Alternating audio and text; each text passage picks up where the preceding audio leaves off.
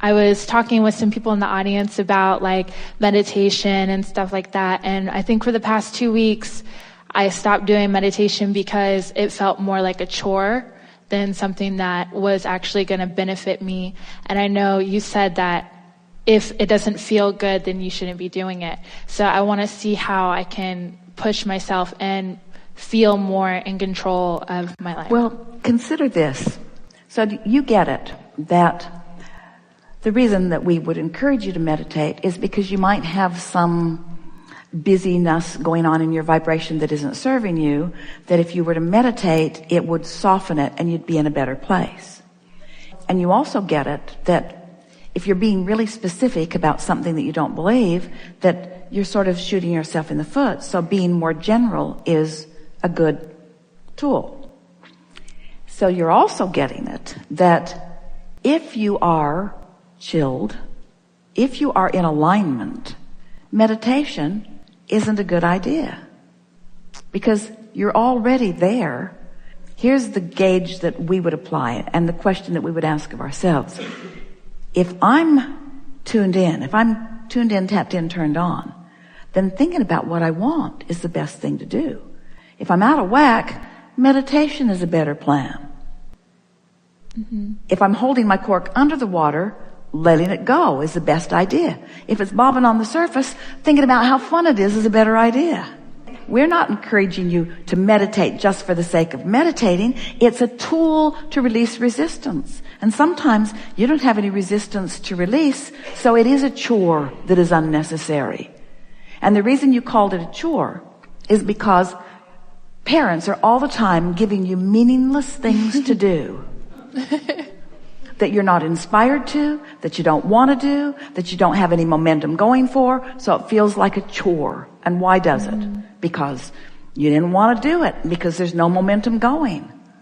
We think it's wise. We don't want you to make chores out of our processes. We want you to use them as tools to improve your vibrational state of being. We would rather see you having a wonderful walk outside than meditating, because both are conducive to alignment. We would rather see you happy about something or appreciating something than meditating, because whether you're meditating or appreciating, there's still no resistance. So just move around in the knowledge that you've found and see what fits this moment and what fits this moment. Sometimes in a conversation, listening's the best thing. Sometimes in a conversation, saying something is better. In other words, there's no right or wrong. Just do your best to apply as much that you know as best you can. And most of all, don't beat up on yourself, because there's a sort of recurring theme in this conversation that goes something like, I should be doing better than I am. And that is what's slowing things down more than anything and making meditation feel like a chore. Also, we don't want you to meditate to fix something that's broken. We want you to meditate because it feels good to release resistance.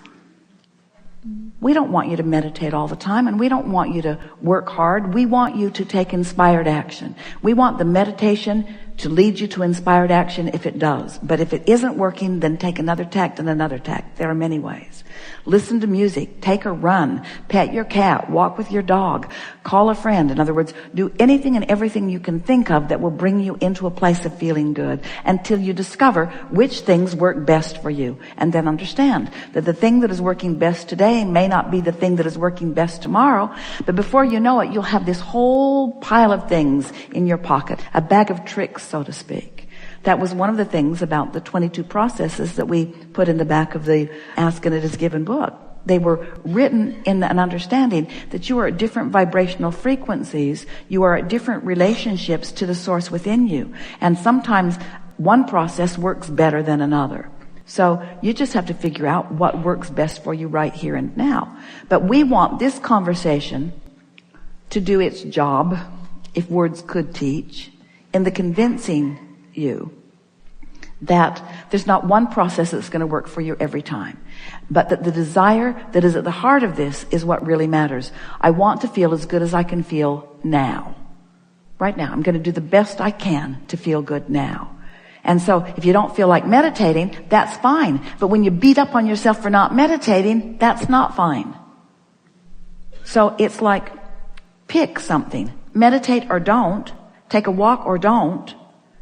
Go with that person or don't. Go with that person or that person. Do this thing or do this thing. But whatever it is you are inclined toward, line up with it completely. Don't not meditate and then beat up on yourself.